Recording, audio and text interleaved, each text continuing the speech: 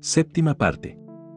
6 maneras de impedir la fatiga y la preocupación y de conservar la energía y el ánimo. 1. Cómo añadir una hora diaria a nuestra vida activa, porque escribo un capítulo sobre la manera de impedir la fatiga en un libro sobre la manera de impedir la preocupación. Es sencillo. La fatiga produce frecuentemente preocupación o, por lo menos, hace a uno accesible a la preocupación. Cualquier estudiante de medicina nos dirá que la fatiga disminuye la resistencia física al resfrío común y a cientos de otras enfermedades, y cualquier psiquiatra nos dirá que la fatiga también disminuye nuestra resistencia a las emociones de la preocupación y del miedo. Por tanto, impedir la fatiga tiende a impedir la preocupación. ¿Dije tiende a impedir la preocupación? Es decirlo muy blandamente. El Dr. Edmund Jacobson va más allá. El Dr. Jacobson ha escrito 2 libros sobre el descanso, Progressive Relaxation y You Must Relax, Descanso Progresivo y Usted Debe Descansar. Como director del Laboratorio de Fisiología Clínica de la Universidad de Chicago, ha dedicado varios años al estudio de la utilización del descanso como método de práctica médica. Declara que cualquier estado nervioso o emocional desaparece en presencia de un completo descanso. Es otro modo de decir que uno no puede continuar preocupándose si descansa. Para impedir la fatiga y la preocupación, pues, la primera regla es descansar a menudo. Descansar antes de cansarse. ¿Por qué esto tiene tanta importancia?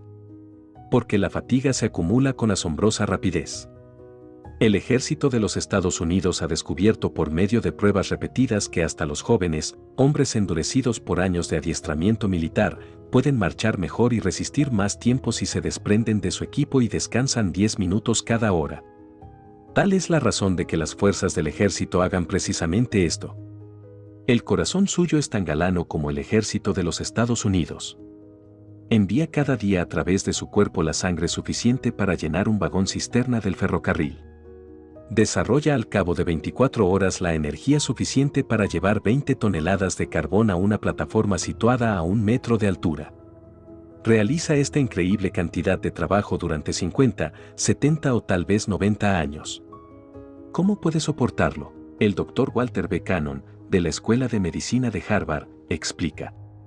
Dice así, la mayoría de las gentes creen que el corazón trabaja todo el tiempo. En realidad, hay un definido periodo de descanso después de cada contracción. Cuando late al moderado ritmo de 70 pulsaciones por minuto, el corazón trabaja en realidad únicamente 9 horas de cada 24. En conjunto, sus periodos de descanso representan 15 horas diarias. Durante la Segunda Guerra Mundial, Winston Churchill, muy cerca de los 70 años de edad, pudo trabajar 16 horas diarias, año tras año, dirigiendo los esfuerzos de guerra del Imperio Británico. Es una marca fenomenal. ¿Su secreto? Trabajaba en la cama cada mañana hasta las 11, leyendo informes, dictando órdenes, llamando por teléfono y celebrando importantes conferencias. Después de almorzar volvía a la cama y echaba una siesta de 1 hora. Al anochecer volvía a la cama una vez más y dormía 2 horas antes de cenar a las 8. No se curaba de la fatiga. No tenía motivos para curarse. La prevenía. Como descansaba frecuentemente, podía trabajar diariamente muy fresco y en condiciones hasta muy pasada la medianoche. El primer John D. Rockefeller consiguió 2 marcas extraordinarias. Acumuló la mayor fortuna que el mundo había conocido hasta entonces y vivió hasta los 98 años. ¿Cómo hizo esto? Desde luego, la principal razón estriba en que había recibido una herencia de longevidad. Otra razón consiste en que había adquirido la costumbre de echar una siesta de media hora en su despacho a mediodía. Se tendía en un canapé y ni el presidente de los Estados Unidos conseguía que John D. Rockefeller se pusiera al teléfono durante esa media hora. En su excelente libro Why Be Tired, ¿Para qué cansarnos?, Daniel W. Jocelyn observa, descansar no consiste en no hacer absolutamente nada. Descansar es reparar. Hay tanto poder de reparación en un breve periodo de descanso que hasta un sueñecito de 5 minutos ayuda a impedir la fatiga. Connie Mack, el gran veterano del béisbol, me dijo que si no echaba una siesta de tarde antes de un partido, se sentía completamente fatigado para el 5.º tiempo. Pero si dormía un poco, siquiera 5 minutos, resistía los partidos más duros sin cansancio alguno. Cuando pregunté a Eleanor Roosevelt cómo pudo resistir tan recargado programa durante los 12 años en que estuvo en la Casa Blanca, me dijo que antes de acudir a una reunión o pronunciar un discurso, se acomodaba frecuentemente en una butaca o un sofá, cerraba los ojos y descansaba durante 20 minutos. Una vez entrevisté a Gene Autry en su camarín del Madison Square Garden, donde era la principal atracción del Campeonato Mundial de Rodeo. Advertí que tenía allí un catre militar. Y Gene Autry me dijo, me tiendo ahí todas las tardes y echo una siesta de 1 hora entre 2 representaciones. Cuando hago películas en Hollywood, descanso frecuentemente en una butaca y echo 2 o 3 sueñecitos de 10 minutos cada día. Me animan extraordinariamente. Edison atribuía su enorme energía y resistencia a su costumbre de dormir cada vez que sentía la necesidad de hacerlo. Entrevisté a Henry Ford poco antes de que cumpliera los 80 años de edad. Quedé sorprendido de verlo de tan buen aspecto. Le pregunté cuál era su secreto, y me dijo, nunca estoy de pie cuando puedo estar sentado y nunca estoy sentado cuando puedo estar acostado. Horace Mann, el padre de la educación moderna, hacía lo mismo cuando llegó a cierta edad. Cuando era presidente del Antioch College, solía conversar con sus alumnos tendido en un canapé. Persuadía a un director de películas de Hollywood para que probara una técnica análoga. Me confesó que obraba milagros. Me refiero a Jack Chertok, quien fue uno de los principales directores de la Metro-Goldwyn-Mayer. Cuando me vino a ver hace unos cuantos años, era jefe del departamento de películas cortas de la MGM. Agotado, lo había probado todo, tónicos, medicinas, vitaminas. Nada le sirvió de gran cosa. Le propuse que tomara una vacación cada día. ¿Cómo? Acostándose en su despacho y descansando mientras conversaba con sus escritores. Cuando lo vi 2 años después, me dijo, ha sucedido un milagro. Tal es lo que dicen mis propios médicos. Solía estar sentado en mi silla, tenso y tieso, mientras discutía ideas acerca de nuestras películas cortas. Ahora me tiendo en mi despacho durante esas conferencias. Me siento mejor de lo que me he sentido en estos últimos 20 años. Trabajo 2 horas más al día y es rara la vez que me canso. ¿Cómo puede aplicarse a usted todo esto?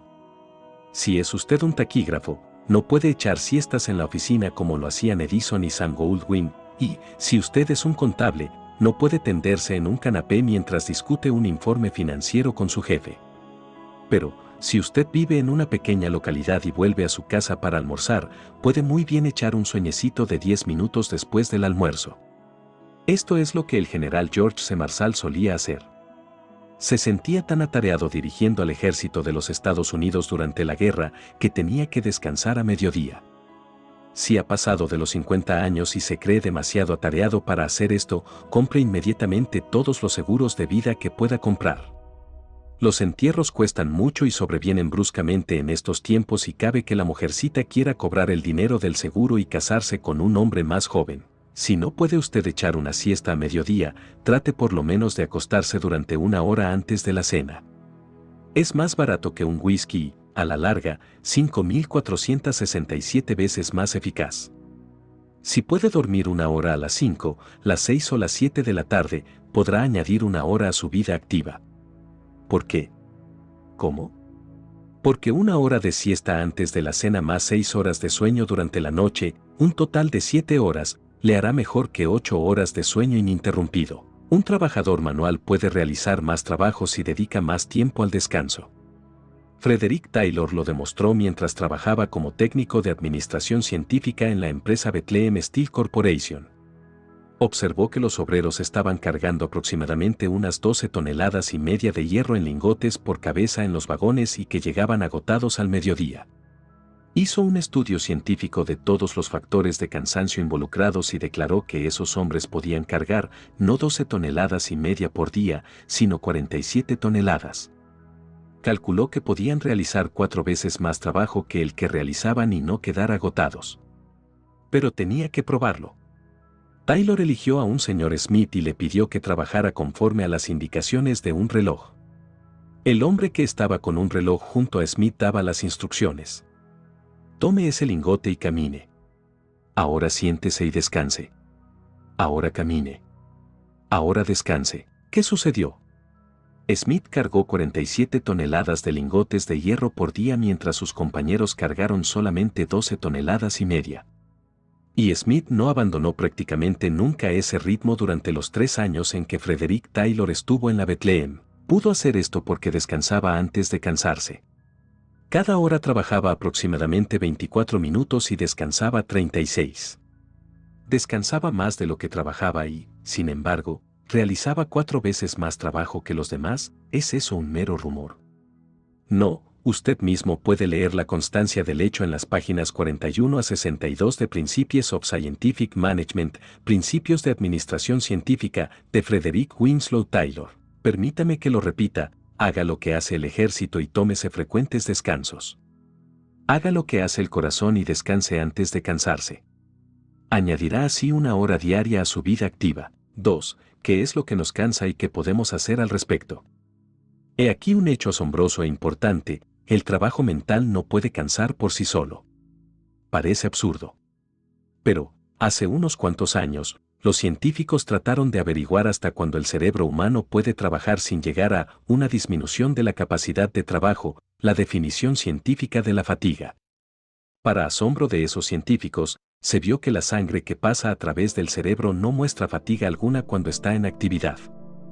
Si se toma la sangre de las venas de un trabajador manual que está trabajando, se la encuentra llena de toxinas de fatiga y de otros productos del cansancio. Pero, si se toma una gota de sangre del cerebro de Albert Einstein, no se observará toxina de fatiga alguna al término de la jornada. En lo que se refiere al cerebro, puede trabajar tan bien y tan ágilmente al cabo de 8 o 10 horas de esfuerzo como al comienzo. El cerebro es incansable. Entonces, ¿qué es lo que nos cansa? Los psiquiatras declaran que la mayor parte de nuestra fatiga proviene de nuestras actitudes mentales y emocionales. Uno de los más distinguidos psiquiatras de Inglaterra, J. A. Hadfield, en su libro The Psychology of Power, La psicología del poder, dice que la mayor parte de la fatiga que padecemos es de origen mental. En realidad, el agotamiento de origen puramente físico es raro. Uno de los más distinguidos psiquiatras norteamericanos, el Dr. Abril, va más allá. Declara, el 100% de la fatiga del trabajador sedentario en buena salud es debido a factores psicológicos, entendiendo por tales los factores emocionales. ¿Qué clase de factores emocionales cansan al trabajador sedentario, a quien trabaja sentado? ¿La alegría? ¿La satisfacción? No, nunca. El aburrimiento, el resentimiento, la sensación de que no se aprecia el trabajo de uno, la sensación de inutilidad, la prisa, la ansiedad, la preocupación. Tales son los factores emocionales que agotan al trabajador sedentario, que lo exponen a resfríos, que reducen su producción y que lo devuelven a casa con jaqueca. Sí, nos cansamos porque nuestras emociones producen tensiones nerviosas en el cuerpo. La Metropolitan Life Insurance Company señala esto en un folleto sobre la fatiga. Esta gran compañía de seguros de vida declara, el trabajo duro rara vez causa por sí mismo una fatiga que no pueda ser curada con un buen sueño o descanso. La preocupación, las tensiones y las perturbaciones emocionales son 3 de las principales causas de la fatiga. Es frecuente que sean las culpables en los casos en que la causa aparente es el trabajo físico o mental. Recordemos que un músculo tenso es un músculo que trabaja. Es preciso serenarse. Ahorremos energía para los deberes de importancia. Deténgase usted ahora, en este mismo instante, y hágase un examen. Mientras lee estas líneas, ¿tiene usted una expresión ceñuda? ¿Siente tensión entre los ojos? ¿Está usted cómodamente sentado en su asiento? ¿O tiene los hombros levantados? ¿Están tensos los músculos de su rostro? Si todo su cuerpo no se encuentra en el mismo abandono que una vieja muñeca de trapo, usted está produciendo en este instante tensiones nerviosas y tensiones musculares. Fíjese bien en esto, está usted produciendo tensiones nerviosas y fatiga nerviosa. ¿Por qué producimos estas tensiones innecesarias al realizar un trabajo mental? Daniel W. Jocelyn dice, encuentro que el principal obstáculo es la casi universal creencia de que el trabajo duro requiere una sensación de esfuerzo para que sea bien hecho. Tal es la razón de que nos pongamos ceñudos cuando nos concentramos. De que levantemos los hombros.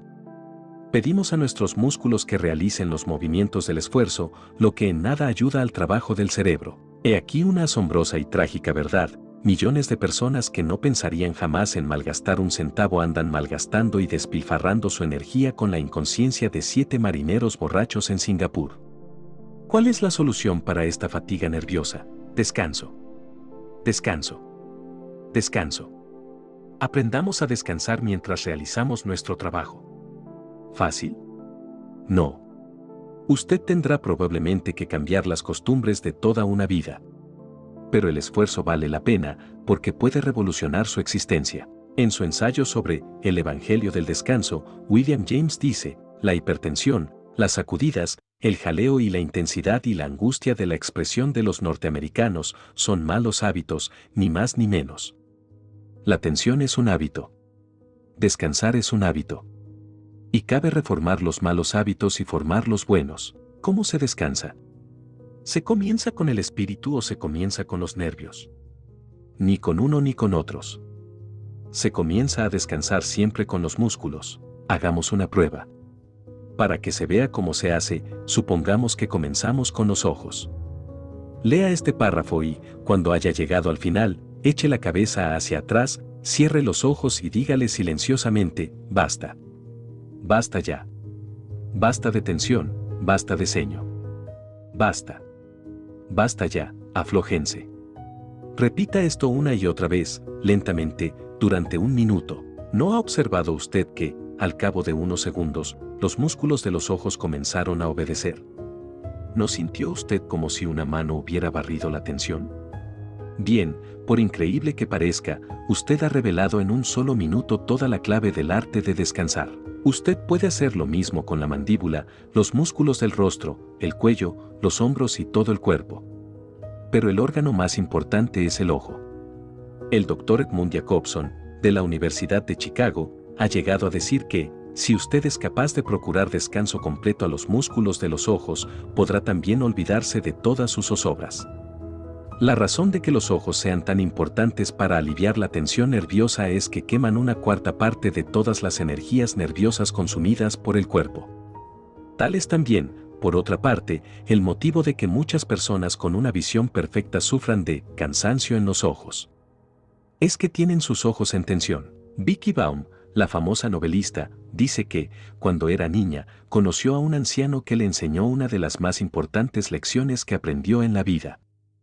Vicki Baum se cayó, se hizo heridas en las rodillas y se lastimó una muñeca. El viejo la recogió, había sido un payaso de circo y, mientras limpiaba a la niña, dijo, la razón de que te hayas hecho daño es que no sabes descansar. Tienes que parecerte a un calcetín, ser tan blanda y flexible como un calcetín viejo.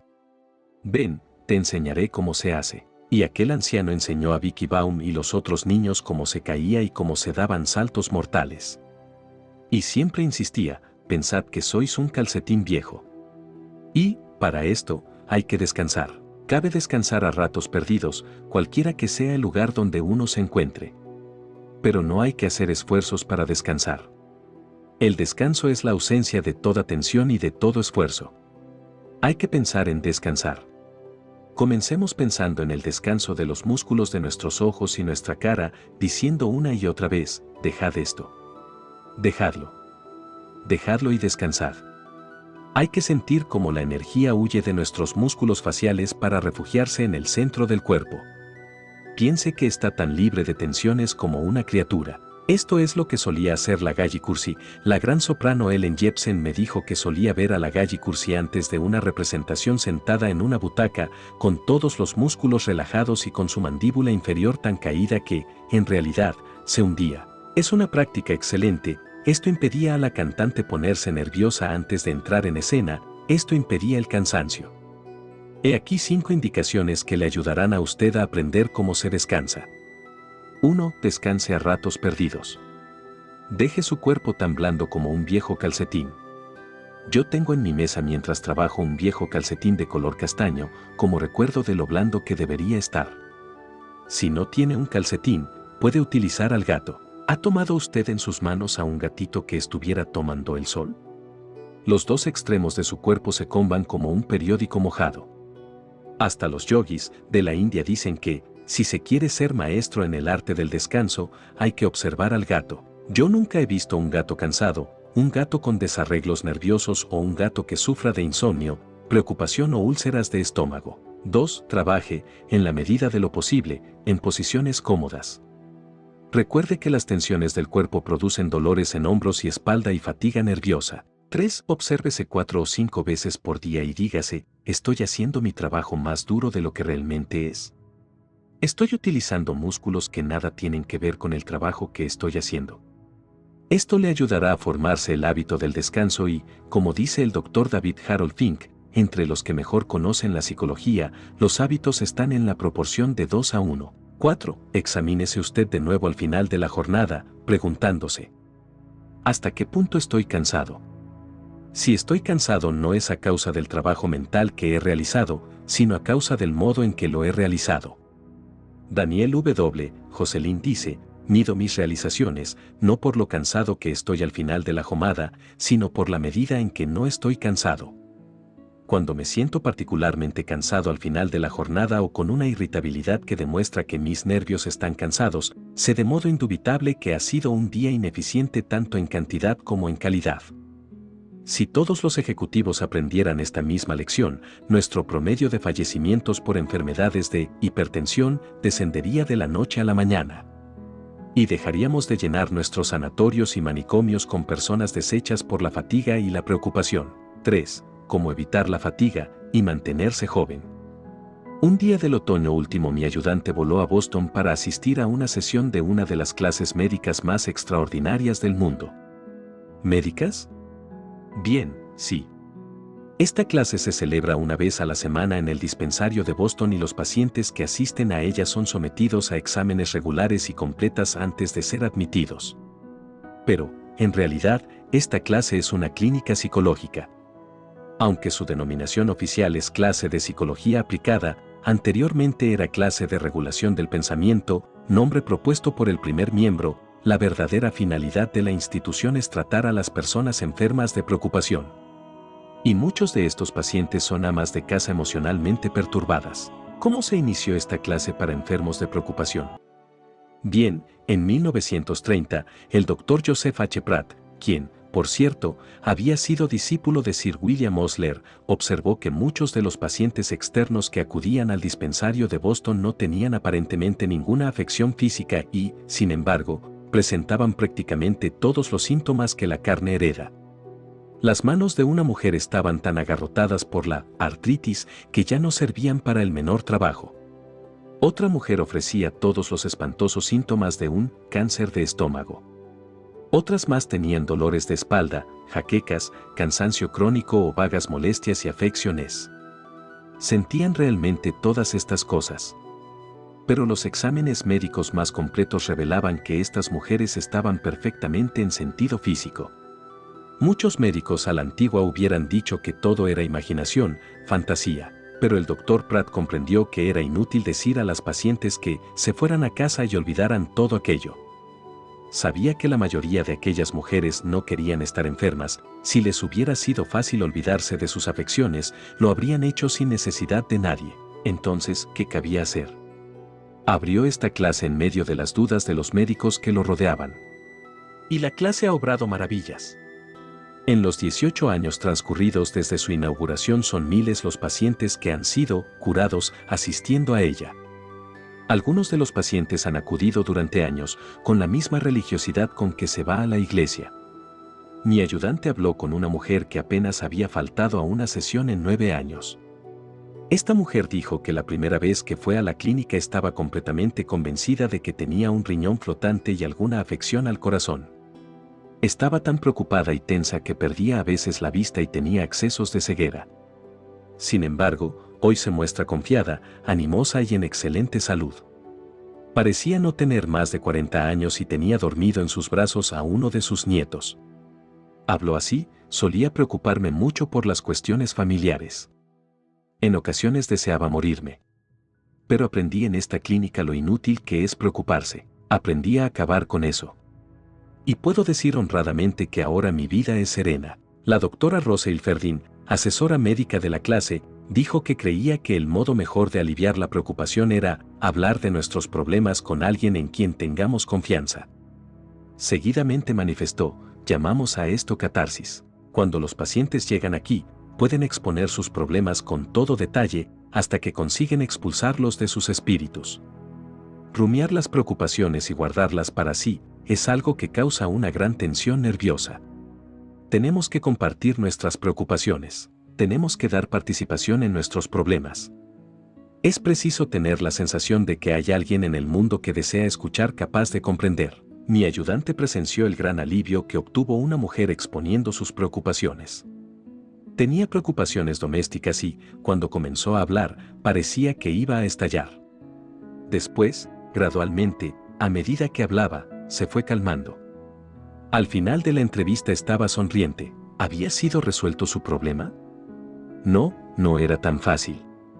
Lo que causó el cambio fue hablar a alguien, obtener un consejo y un poco de simpatía humana. Lo que produjo el cambio es el tremendo valor curativo que existe en las palabras. El psicoanálisis está basado, en cierta medida, en el poder curativo de las palabras. Desde los días de Freud, los psicoanalistas han sabido que un paciente puede encontrar alivio de sus ansiedades internas si se lo pone en condiciones de hablar, simplemente hablar. ¿Por qué es así? Tal vez porque, al hablar, obtenemos una mejor percepción de nuestros problemas, una mejor perspectiva. Nadie conoce la respuesta completa.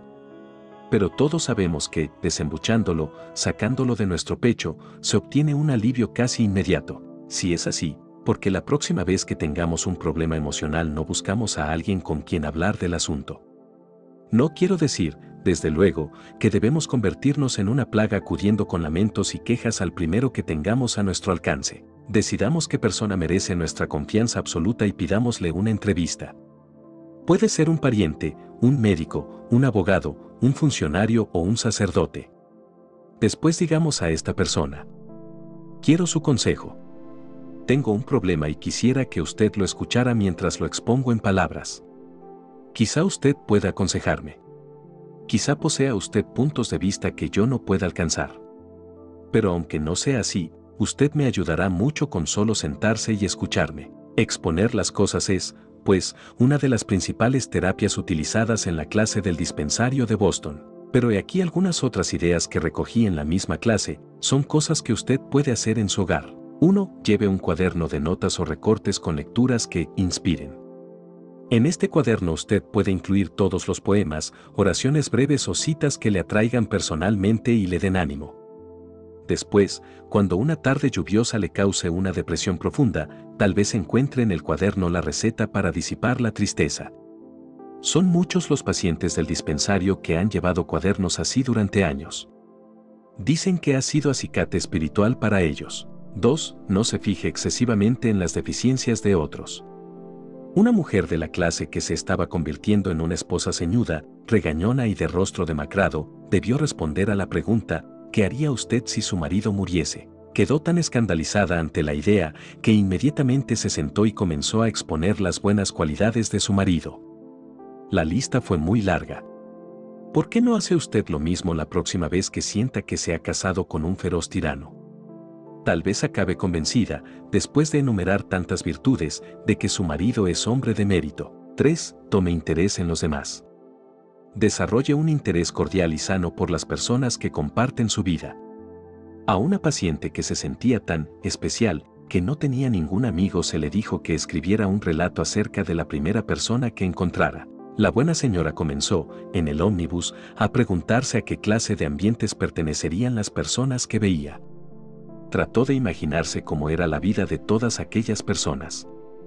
Lo cierto es que se vio enseguida hablando con toda clase de gentes y que ahora es una mujer feliz, activa y abierta, curada de todos sus dolores. 4. Haga un plan para el trabajo de mañana antes de acostarse esta noche. La clase encontró que muchas personas están agobiadas y aturdidas por los innumerables quehaceres y cosas que han de realizar.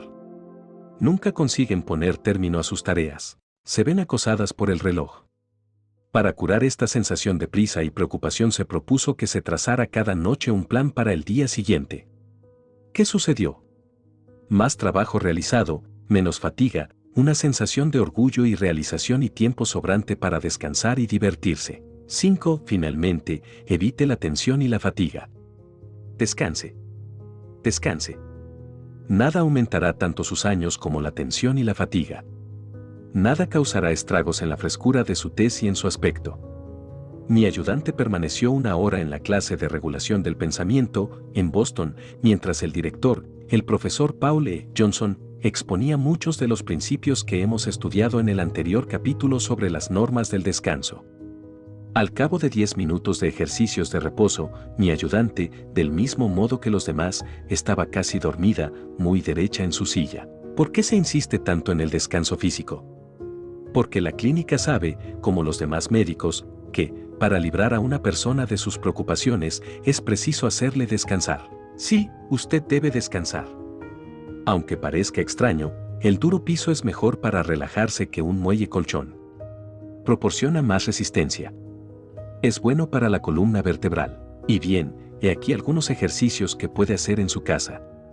Pruébelos durante una semana y vea el efecto de los mismos en su aspecto y su estado de ánimo. Tiéndase en el piso siempre que se sienta cansado. Estírese si todo lo que pueda. Ruede sobre mismo si lo desea. Haga esto 2 veces al día. Cierre los ojos. Trate de decir, como el profesor Johnson recomienda, algo parecido a esto: el sol brilla allí arriba. El cielo está azul y esplendoroso. La naturaleza está en calma e impera en el mundo, y yo, como hijo de la naturaleza, estoy a tono con el universo. O todavía mejor, rece. Si usted no puede tenderse, porque el asado está en el horno y no tiene tiempo, puede obtener casi los mismos efectos sentándose en una silla. Una silla dura y derecha es lo mejor para descansar. Siéntese muy tieso, como una estatua egipcia, y deje que las manos descansen, palmas abajo, en lo alto de sus muslos.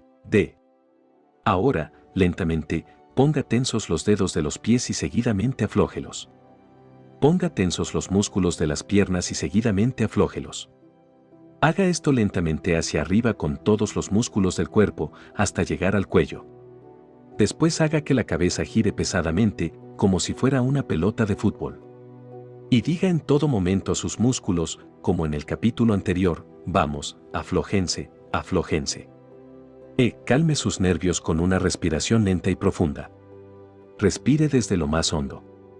Los yogis de la India tenían razón: la respiración rítmica es uno de los mejores métodos que se hayan ideado para calmar los nervios. Piense en las arrugas y pliegues de su cara y elimínelos. Afloje ese ceño de preocupación que siente entre las cejas y los pliegues de las comisuras de los labios. Haga esto 2 veces al día y tal vez no necesite ir a un consultorio de belleza para que le den un masaje. Tal vez desaparezca todo eso de dentro afuera. 4 buenos hábitos de trabajo que le ayudarán a evitar la fatiga y la preocupación. Buen hábito de trabajo número 1. Despeje su mesa de todo papel que no se refiera al problema inmediato que tiene entre manos. Roland L. Williams, presidente del Chicago and Northwestern Railway, dice: una persona con su mesa llena de papeles sobre diversos asuntos verá que su trabajo es mucho más fácil y preciso si despeja esa mesa de cuanto no se refiera al problema inmediato que tiene entre manos. Llamo a esto buena administración y es el primer paso hacia la eficacia. Si usted visita la Biblioteca del Congreso en Washington, D.C., verá 5 palabras dibujadas en el techo. Son 5 palabras escritas por el poeta Pope: Order is heaven, ese first lab, el orden es la primera ley del cielo. El orden debería ser también la primera ley de los negocios. Pero, ¿lo es? No. La mesa de trabajo del ejecutivo está atestada de papeles que no se han mirado desde hace semanas. El editor de un diario de Nueva Orleans me dijo en una ocasión que su secretaria despejó una de sus mesas y encontró una máquina de escribir que faltaba desde hacía 2 años. El mero espectáculo de una mesa atestada de correspondencia no contestada, informes y escritos diversos es suficiente para provocar la confusión, la tensión y las preocupaciones.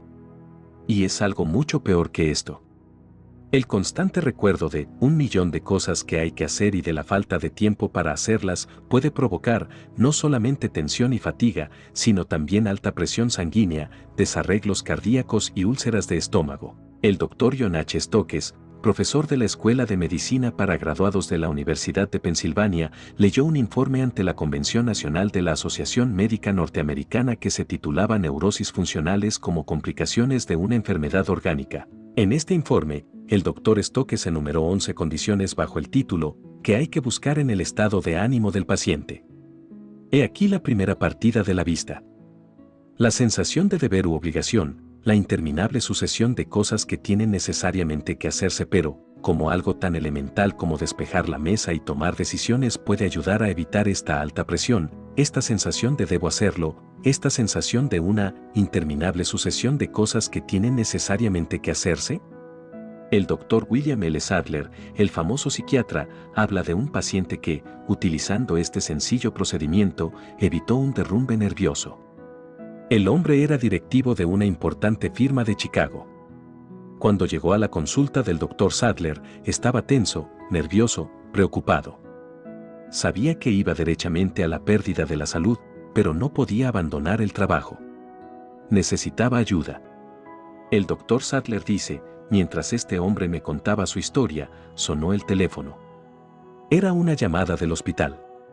Y, en lugar de posponer el asunto, me tomé el tiempo necesario para llegar a una decisión. Yo siempre arreglo las cuestiones, en la medida de lo posible, en el acto. Apenas lo colgué, el teléfono volvió a sonar. Era otra vez un asunto urgente y me tomé de nuevo el tiempo necesario para estudiarlo. La tercera interrupción se produjo cuando un colega mío vino a la consulta para pedirme consejo en relación con un paciente que estaba muy enfermo. Cuando acabé con mi colega, me volví hacia el visitante y comencé a excusarme por hacerle esperar así. Pero mi visitante se había animado mucho. Tenía en su rostro una expresión completamente distinta. No necesita excusarse, doctor. Dijo este hombre a Sadler, en estos 10 minutos últimos creo que he adivinado lo que anda mal en mi persona. Voy a volver a mi oficina y a revisar mis hábitos de trabajo. Pero, antes de que me marche, ¿me permite usted que eche un vistazo a su mesa? El Dr. Sadler abrió los cajones de su mesa. Estaban todos vacíos, si se exceptúan algunos útiles. Dígame, dijo el paciente, ¿dónde guarda sus asuntos no terminados? Están terminados, dijo Sadler. ¿Y dónde guarda su correspondencia pendiente de contestación? Está contestada, le manifestó Sadler, mi norma es no dejar una carta que tenga que ser contestada sin contestar. Dicto la respuesta a mi secretaria inmediatamente. 6 semanas después el mismo hombre de negocios invitó al Dr. Sadler a ir a su oficina. El hombre había cambiado y otro tanto sucedía con su mesa. Abrió los cajones para que se viera que allí no había ningún asunto pendiente.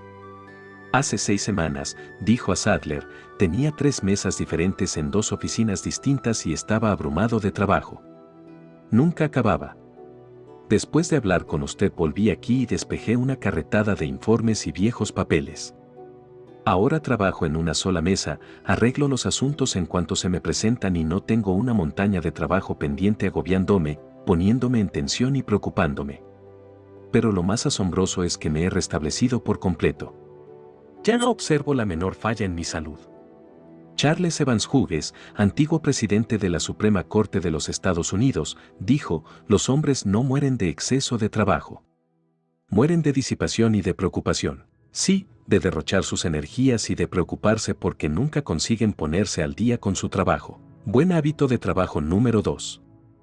Hacer las cosas según el orden de su importancia. Henry L. Doherty, fundador de la City Service Company, una empresa de amplitud nacional, dijo que, con independencia de los salarios que pagaba, había 2 capacidades que le resultaban casi imposibles de encontrar. Estas 2 capacidades sin precio son, primeramente la capacidad de pensar. En segundo lugar, la capacidad de Charles Lachman, el muchacho que, comenzando desde abajo, subió en 12 años hasta la presidencia de la empresa dentífrica Pepsodent Company, obtuvo un salario de $100,000 anuales y ganó $1 millón además. Declaró que debe buena parte de sus triunfos a haber desarrollado las 2 capacidades que Henry L. Doherty entiende que son tan difíciles de encontrar.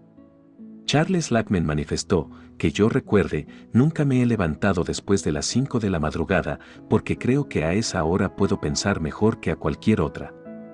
Puedo pensar mejor y establecer mi plan para el día, el plan de hacer las cosas según el orden de su importancia. Hacer las cosas por el orden de su importancia. Frank Bettger, uno de los vendedores de seguros más afortunados de Norteamérica, no esperaba a las 5 de la madrugada para establecer su plan. Lo establecía la noche anterior, se fijaba una meta, la de vender determinada cantidad de seguros durante el día. Si fracasaba, agregaba la cantidad que correspondía a la tarea del día siguiente y así sucesivamente. Sé por larga experiencia que no siempre cabe pensar en las cosas por el orden de su importancia, pero sé también que un plan de una u otra clase para hacer en primer lugar las cosas principales vale infinitamente más que improvisar en el camino. Si George Bernard Shaw no se hubiese establecido como rígida norma hacer en primer lugar las cosas principales, es probable que hubiera fracasado como escritor y continuado toda su vida como cajero de banco. Su plan consistía en escribir 5 páginas diarias. Este plan y su firme determinación de cumplirlo lo salvaron. Este plan le inspiró para escribir esas 5 páginas diarias durante 9 angustiosos años en que solo obtuvo $30, es decir, apenas un centavo por día. Buen hábito de trabajo número 3. Cuando tenga un problema, resuélvalo inmediatamente. Si tiene los datos necesarios para tomar una decisión, no vaya posponiendo las decisiones. Uno de mis antiguos alumnos, el extinto H.P. Howell, me dijo que, cuando era miembro de la junta directiva de la empresa de acero U.S. Steel, las reuniones de este organismo trataban frecuentemente de asuntos muy demorados, se discutían muchos problemas, pero se tomaban pocas decisiones. El resultado era que cada directivo tenía que llevarse a su casa un montón de informes para estudiar. Al fin, el señor Howell persuadió a la junta directiva de que abordara los problemas uno a uno y tomara una decisión. Nada de dejar los asuntos sobre la mesa, nada de demoras. La decisión podía consistir en pedir más información, podía consistir en hacer algo o no hacer nada. Pero siempre se tomaba una decisión sobre el problema antes de pasar al siguiente. El señor Howell me manifestó que los resultados fueron muy notables, el orden del día quedó muy despejado. Ya no era necesario que cada miembro del organismo se llevara a casa un montón de informes. Ya no existía esa sensación fastidiosa que causan los problemas pendientes.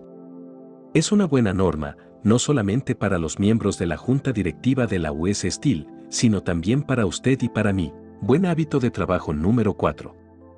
Aprender a organizar, delegar y supervisar. Muchas personas de negocios van a una muerte prematura porque nunca han aprendido a delegar la responsabilidad en otros e insisten en hacerlo todo por sí mismos. Resultado, los detalles y la confusión les avasallan. Se sienten impulsados por una sensación de prisa, preocupación, ansiedad y tensión. Es duro aprender a delegar responsabilidades. Lo sé. Fue duro para mí, terriblemente duro. También sé por experiencia los desastres que pueden ocurrir por delegar la autoridad en quien no reúne condiciones. Pero, por difícil que sea delegar la autoridad, el jefe debe hacerlo para evitar la preocupación, la tensión y la fatiga. La persona que crea una gran empresa y no aprende a organizar, delegar y supervisar acaba generalmente con desarreglos cardíacos a los 50 años de edad o no bien cumple los 60. Son desarreglos causados por la tensión y las preocupaciones. ¿Quieren un ejemplo concreto? Fíjense en las noticias necrológicas del diario local. 5. Cómo eliminar el aburrimiento que causa fatiga, preocupación y resentimiento. Una de las principales causas de la fatiga es el aburrimiento. Como ejemplo, pongamos el caso de Alicia, una mecanógrafa que vive en la calle de usted. Alicia llegó a casa una noche completamente agotada. Parecía cansada. Estaba cansada. Tenía jaqueca. Le dolía la espalda. Estaba tan agotada que quería irse a la cama sin cenar. Su madre le suplicó. Se sentó a la mesa. En esto sonó el teléfono. El amigo preferido. Una invitación para un baile. Los ojos brillaron y el ánimo se levantó. La muchacha corrió arriba, se puso el vestido azul y bailó hasta las 3 de la madrugada. Y, cuando llegó a casa, no sentía el menor cansancio. En realidad, estaba tan excitada que no podía dormirse. ¿Estaba Alicia verdaderamente cansada 8 horas antes, cuando parecía tan agotada? Cierto que sí. Estaba agotada porque estaba aburrida de su trabajo, tal vez aburrida de la vida. Hay millones de Alicias. Y usted puede ser una de ellas. Es un hecho bien sabido que la actitud emocional tiene por lo general más que ver con la fatiga que el ejercicio físico. Hace unos cuantos años, Joseph Barmack, doctor en filosofía, publicó en los archivos de psicología, Archives of Psychology, un informe sobre algunos de sus experimentos tendientes a demostrar cómo el aburrimiento produce cansancio. El Dr. Barmack sometió a un grupo de alumnos a una serie de pruebas en las que, según se había calculado, revelarían escaso interés. ¿Resultado? Los alumnos se sintieron cansados y amodorrados, se quejaron de jaqueca y tensión en los ojos y mostraron su irritación. ¿Era todo imaginación? No. Estos alumnos fueron sometidos después a pruebas de metabolismo. Estas pruebas mostraron que la presión sanguínea y el consumo de oxígeno disminuyen cuando una persona está aburrida y que todo el metabolismo se acelera en cuanto la misma persona revela interés y placer por su trabajo. Raramente nos cansamos cuando estamos haciendo algo interesante y excitante. Por ejemplo, recientemente tomé unas vacaciones en los montes canadienses que rodean al lago Louise. Pasé varios días pescando truchas en el arroyo Corral, abriéndome paso entre matas más altas que mi cabeza, tropezando con troncos caídos. Sin embargo, 8 horas diarias de esta tarea no me cansaban.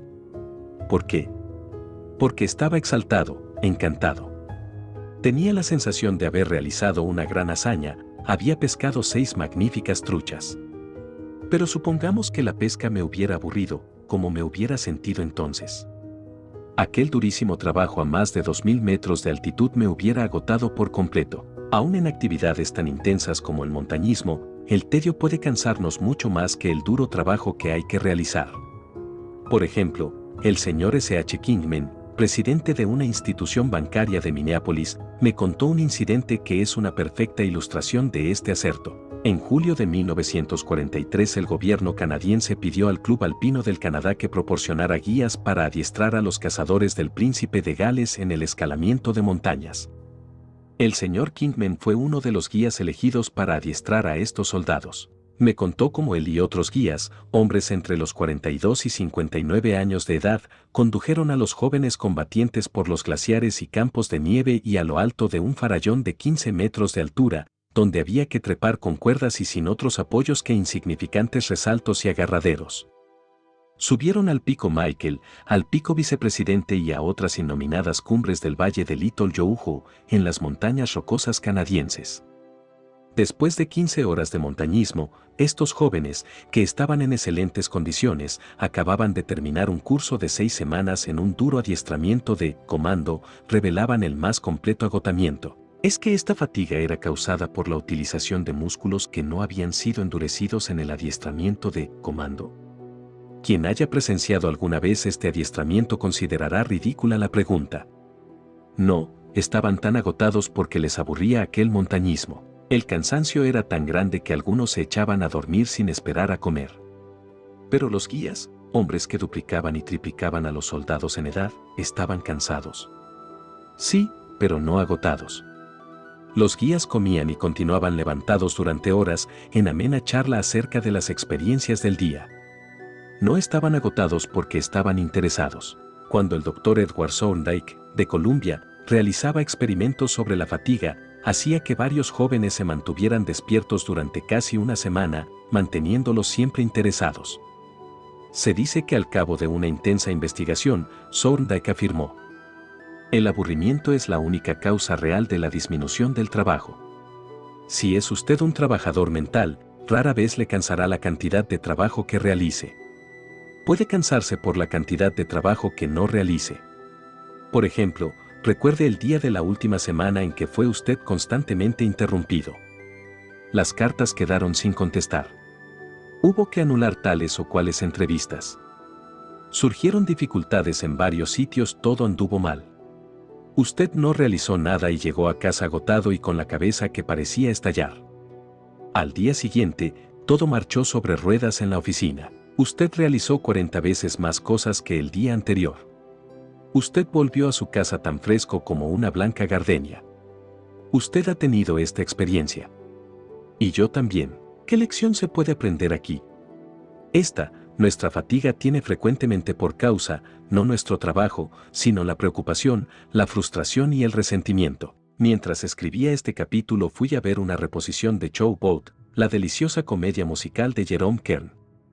El capitán Andy, el comandante del Cotton Blossom, dice en uno de sus incisos filosóficos: personas con suerte son las que tienen que hacer las cosas que les gusta hacer. Estas personas tienen suerte porque tienen más energía, más alegría, menos preocupación y menos fatiga. Donde esté tu interés, allí estará también tu energía. Caminar 10 cuadras con una esposa regañosa puede ser más cansador que caminar 20 kilómetros con una novia adorable. ¿Y qué? ¿Qué cabe hacer con esto? Bien, he aquí lo que hizo con esto una mecanógrafa que trabajaba en una compañía petrolífera de Tulsa, Oklahoma. Tenía que realizar varios días por mes una de las tareas más aburridas que es posible imaginar, llenar formularios de arriendo, con inclusión de cifras y estadísticas. Era una tarea tan aburrida que la joven decidió, en propia defensa, hacerla interesante. ¿Cómo? Estableció una competencia diaria consigo misma. Contaba el número de formularios que había llenado por la mañana y trataba de superar la marca por la tarde. Contaba el total de cada día y trataba de superarlo al día siguiente. ¿Resultado? Pronto estuvo en condiciones de llenar más formularios que todas las demás mecanógrafas de la sección. ¿Y a dónde la llevó esto? ¿A las alabanzas? No. ¿Al agradecimiento? No. ¿Al ascenso? No. ¿Al aumento de sueldo? No. Pero la ayudó a impedir la fatiga que provoca el aburrimiento. Le procuró un estimulante mental. Como había hecho todo lo posible para convertir en interesante una tarea aburrida, tenía más energía, más celo y disfrutaba mucho más de sus horas de ocio. Sé que este relato es verídico porque resulta que me casé con esta joven. He aquí la historia de otra mecanógrafa que encontró que valía la pena actuar como si su trabajo fuera interesante.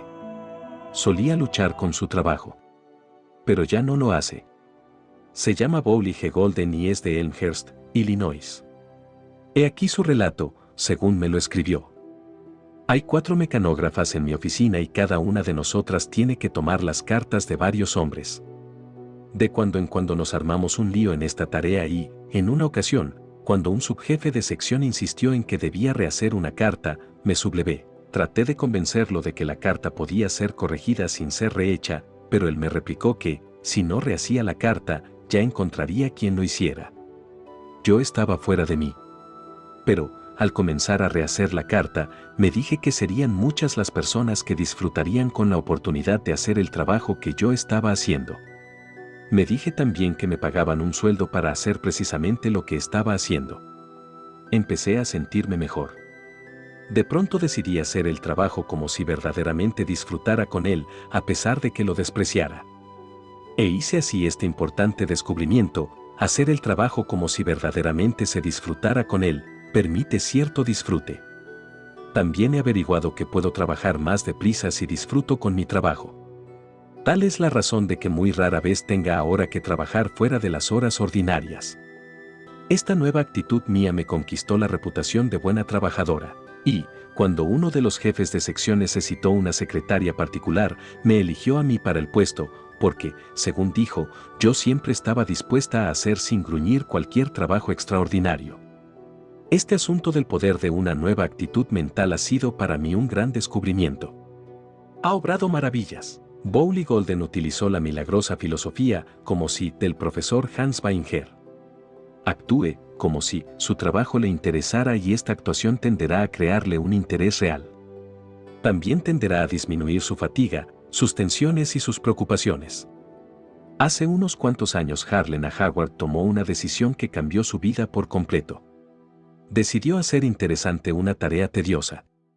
Y su tarea era verdaderamente tediosa: lavar platos, fregar mostradores y eliminar todo rastro de los helados en la cantina de la escuela de segunda enseñanza, mientras los demás chicos jugaban al fútbol o bromeaban con las chicas. Harlan Howard desdeñaba su trabajo, pero, como tenía que hacerlo, decidió estudiar el helado, cómo se hacía, qué ingredientes se utilizaban, porque unos helados eran mejores que otros. Estudió la química del helado y se convirtió en la lumbrera de la clase de química de la escuela. Se interesó tanto en la química de la alimentación que ingresó en el Colegio del Estado de Massachusetts y se destacó en el campo de la tecnología alimentaria. Cuando la Bolsa de Cacao de Nueva York ofreció un premio de $100 para el mejor estudio sobre los usos del cacao y el chocolate, un premio al que podían aspirar todos los estudiantes universitarios, ¿saben ustedes quién lo ganó? Han acertado. Fue Harlan Howard. Cuando se vio en dificultades para encontrar trabajo, Harlan Howard abrió un laboratorio privado en el sótano de su casa, en Amherst, Massachusetts. Poco después se aprobó una ley. Era obligatorio contar el número de bacterias de la leche. Harlan Howard estaba muy pronto contando las bacterias para 14 compañías lecheras de Amherst y tuvo que contratar a 2 ayudantes. ¿Dónde estará dentro de 25 años Harlan Howard?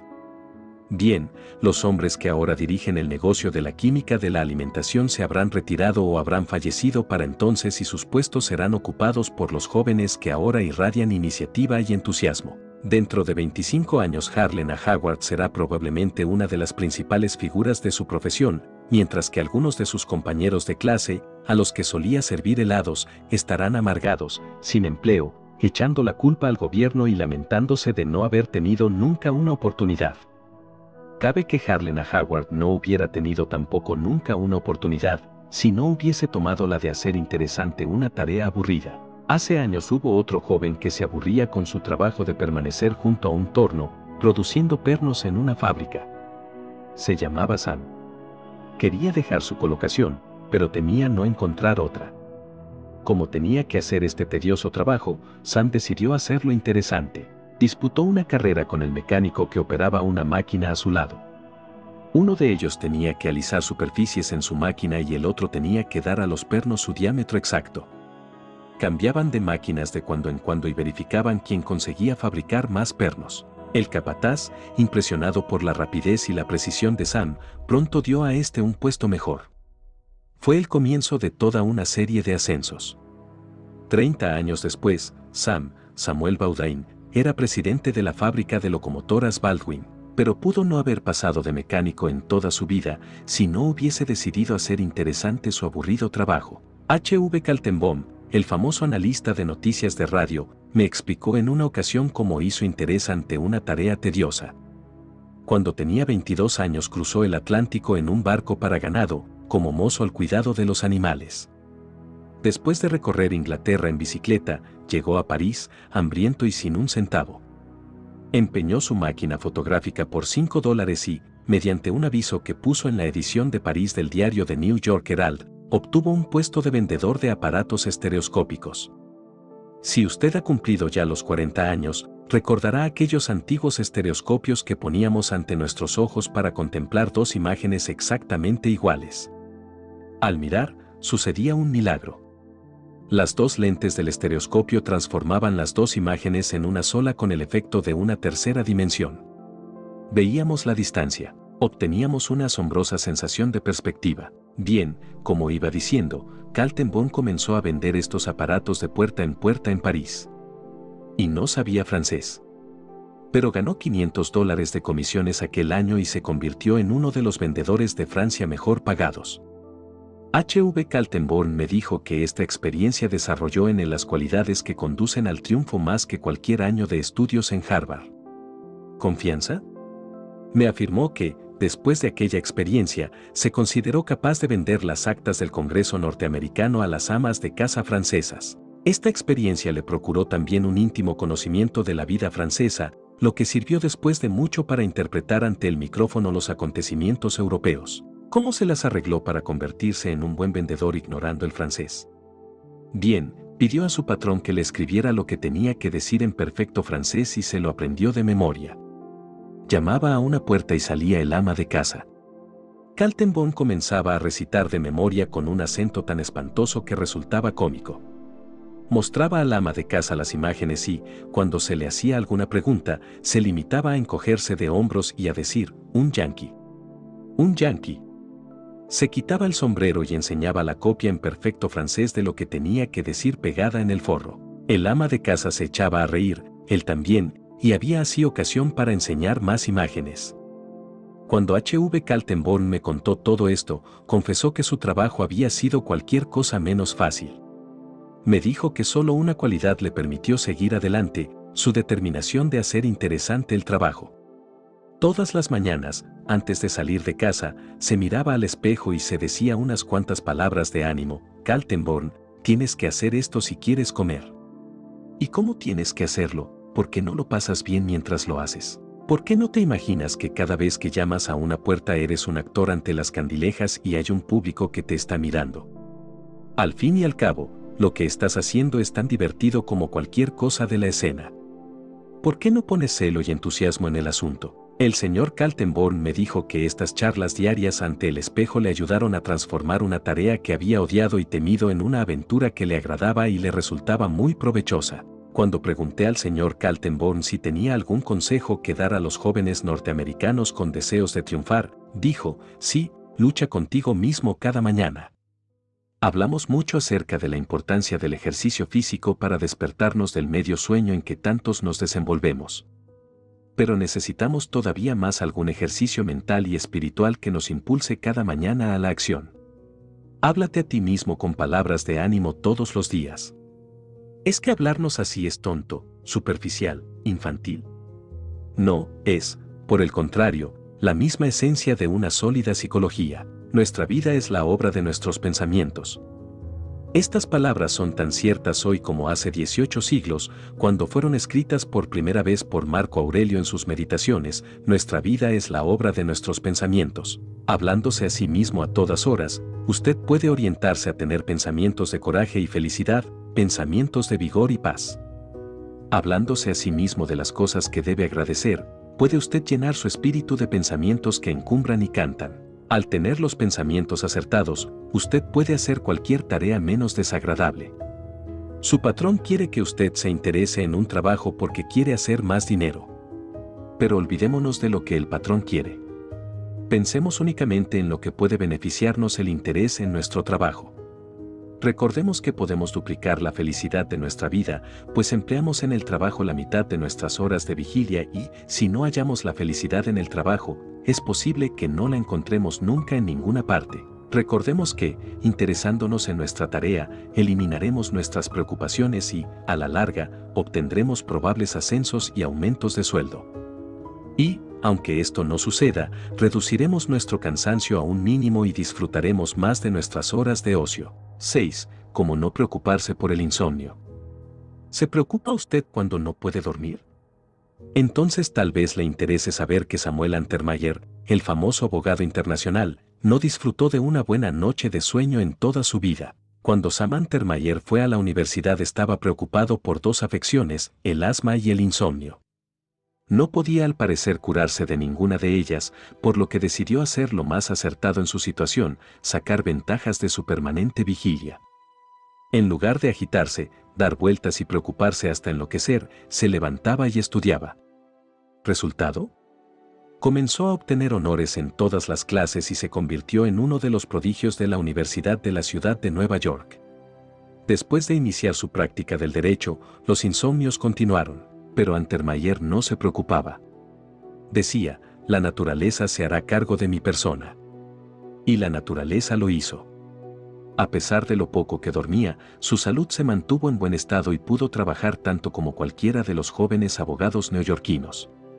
Es decir, consiguió trabajar más, en realidad, pues trabajaba mientras los demás dormían. A los 21 años Sam Untermaier ganaba $75,000 anuales. Había muchos jóvenes abogados que acudían a las salas de los tribunales para estudiar los métodos de este jurista insomne. En 1931 Sam Untermaier se hallaba en la mitad de su jornada de mayores honorarios que probablemente se hayan pagado jamás a abogado alguno, $1 millón en dinero contante y sonante. Sin embargo, este hombre seguía con sus insomnios, leía hasta la medianoche y se levantaba a las 5 de la madrugada, hora en que empezaba a dictar cartas. Para cuando la mayoría de las gentes iniciaba sus tareas, Sam Untermaier se hallaba en la mitad de su jornada de trabajo. Este hombre que apenas tuvo una noche de sueño vivió hasta los 81 años. Pero probablemente hubiera destrozado su vida si se hubiese preocupado por sus insomnios. Pasamos durmiendo la tercera parte de nuestra vida y, sin embargo, nadie sabe en qué consiste verdaderamente el sueño. Sabemos que es un hábito y un estado de reposo durante el cual la naturaleza repara la deshilaqueada manga de nuestros cuidados, pero no sabemos cuántas horas de sueño reclama cada individuo. No sabemos siquiera si necesitamos verdaderamente dormir. ¿Fantástico? Bien, durante la Primera Guerra Mundial, Paul Kern, un soldado húngaro, recibió un tiro a través del lóbulo frontal de su cerebro. Sanó de la herida, pero ya no pudo dormir. Fue inútil cuanto hicieron los médicos, probaron toda clase de calmantes y narcóticos e incluso el hipnotismo. Paul Kerr no podía dormir ni siquiera amodorrarse. Los médicos dijeron que no viviría mucho.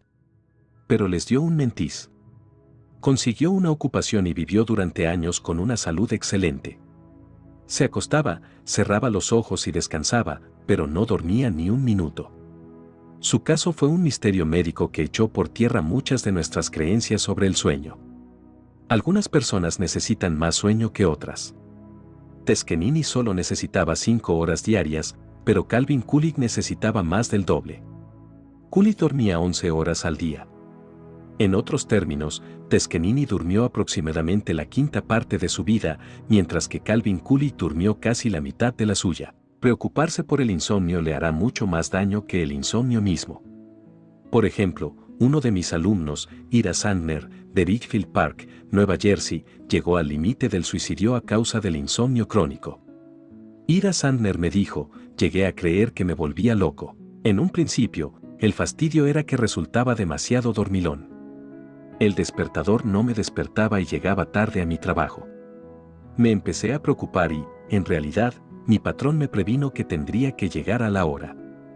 Sabía que, si continuaba llegando tarde, perdería mi puesto. Hablé del asunto con mis amigos y uno de ellos me dijo que concentrara mi atención en el despertador en el momento de acostarme.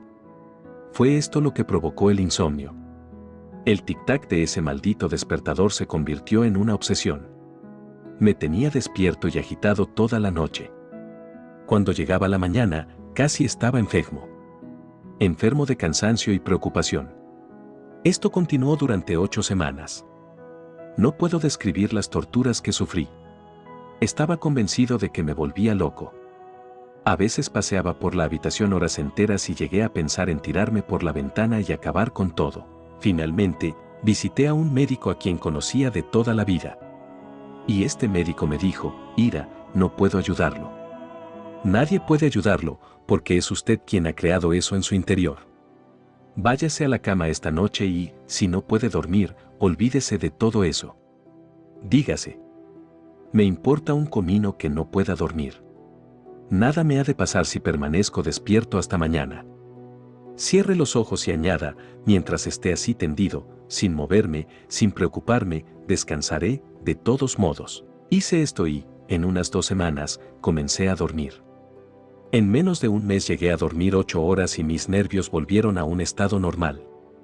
No era el insomnio lo que estaba matando a Ira Sandner, era su preocupación por el insomnio. El Dr. Nathaniel Kleitman, profesor de la Universidad de Chicago, ha efectuado más trabajos de investigación sobre el sueño que cualquier otro hombre viviente. Es el experto del mundo en materia de sueño. Declara que nunca ha visto a nadie morir de insomnio. Cierto que una persona puede preocuparse por su insomnio hasta el punto de disminuir su vitalidad y ser barrido por los gérmenes. Pero será la preocupación lo que haga daño, no el insomnio mismo. El Dr. Kleitman dice también que las personas que se preocupan por el insomnio duermen por lo general mucho más de lo que creen. El hombre que jura que no pudo cerrar los ojos en toda la noche puede haber dormido horas sin darse cuenta. Por ejemplo, uno de los más grandes pensadores del siglo XIX, Herbert Spencer, era un solterón que vivía en una casa de huéspedes y aburría a todo el mundo hablando de su insomnio. Hasta se puso tapones en sus oídos para escapar al ruido y calmar sus nervios. En ocasiones pedía consejo para dormir. Una noche, él y el profesor Sayce, de Oxford, compartieron la misma habitación de hotel. A la mañana siguiente Spencer dijo que no había pegado los ojos en toda la noche. Pero, en realidad, era el profesor Sayce quien no había podido hacerlo. Había sido mantenido despierto durante toda la noche por los retumbantes ronquidos de Spencer. El primer requisito para pasar una buena noche de sueño es la sensación de seguridad.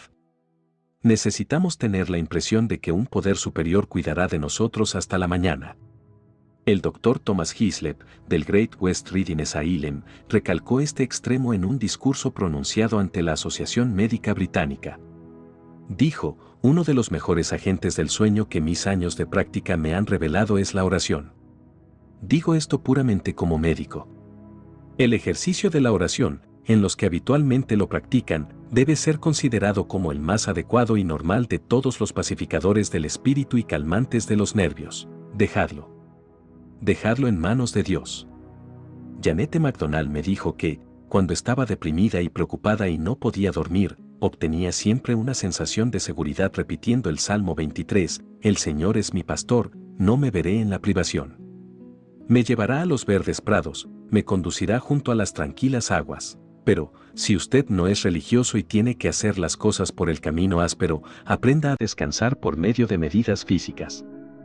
El Dr. David Harold Fink, en su Liberación de una tensión nerviosa, Release from Nervous Tension, dice que el mejor modo de hacer esto es hablar a nuestro cuerpo.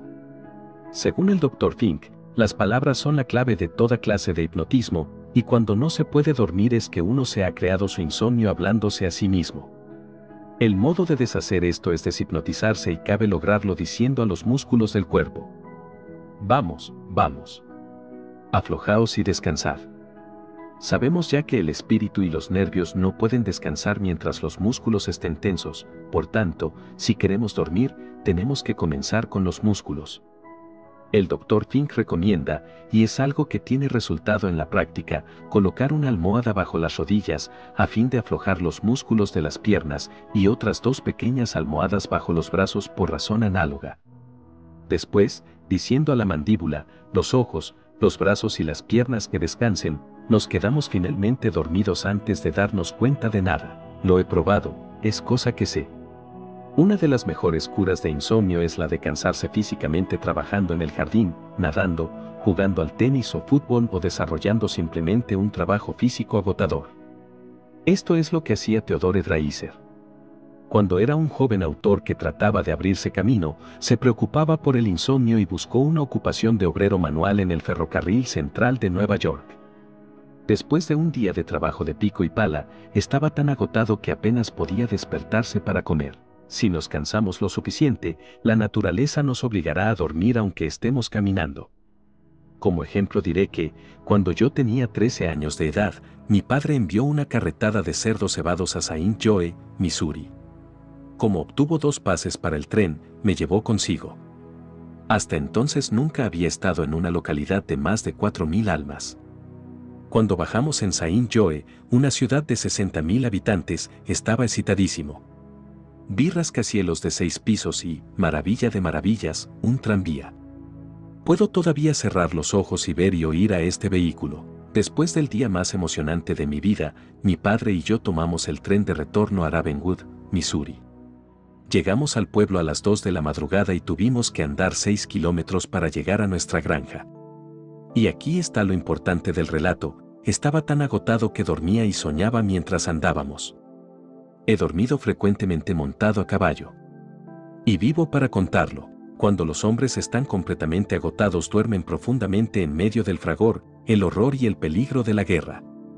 El Dr. Foster Kennedy, el famoso neurólogo, me dijo que, durante la retirada del Quinto Ejército Británico en 1918, vio a soldados tan agotados que caían al suelo y se quedaban dormidos como si estuvieran en coma.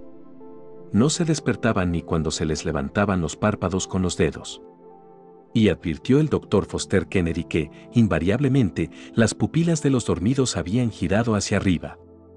Este neurólogo declara: después de esto, cuando duermo mal, practico este levantamiento de las pupilas y veo que, al cabo de unos cuantos segundos, comienzo a bostezar y a sentir sueño. Se trata de un reflejo automático sobre el que no tengo dominio. Nadie se ha suicidado negándose a dormir y nadie lo hará nunca. La naturaleza obligará a la gente a dormir a pesar de todos los esfuerzos de la voluntad. La naturaleza nos dejará continuar sin alimento o sin agua mucho más tiempo que sin sueño. El hablar de suicidios me recuerda el caso que describe el Dr. Henry Selink en su libro El reencuentro del hombre, The Rediscovery of Man. El Dr. Link es vicepresidente de The Psychological Corporation y trata con muchas personas preocupadas y deprimidas. En su estudio sobre el modo de vencer los miedos y preocupaciones se refiere a un paciente que quería suicidarse.